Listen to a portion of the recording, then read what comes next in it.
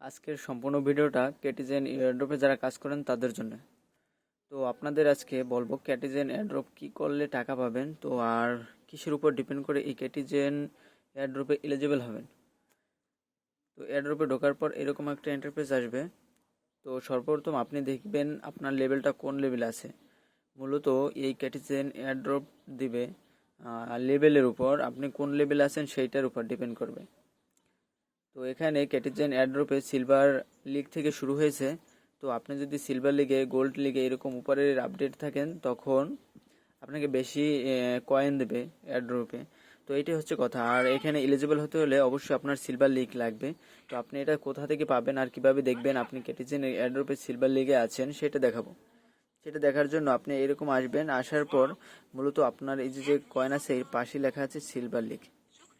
তো এটার পর ক্লিক করবেন। তো দেখুন এইখানে যদি সিলভার লিগ থেকে গোল্ড লিগে যেতে হয় আপনার লাগবে হচ্ছে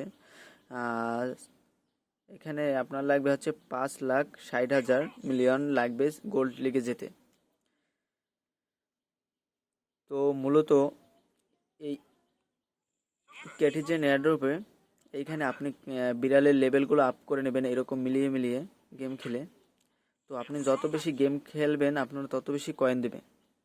আর এই এয়ারড্রপে মূলত তারা নোটিশ করে দিয়ে দিচ্ছে যে আপনারা মূলত এলিজিবল হতে হলে অবশ্যই আপনার সিলভার লিগে থাকা লাগবে। আর ক্যাটিজেন এয়ারড্রপে জয়েন করার পর দুই এক দিনের ভিতরেই সিলভার লিগে চলে যাওয়া যায়।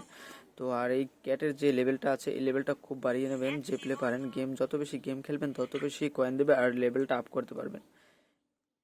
তো ক্যাটিজেনে এলিজিবল হওয়ার জন্য আপনার মাস্ট বি এই দুইটা কাজ করাই লাগবে। আর যত বেশি লেভেল আপ হবে তত বেশি আপনাকে প্রফিট বা আপনার এয়ারড্রপে কয়েন বেশি দেবে।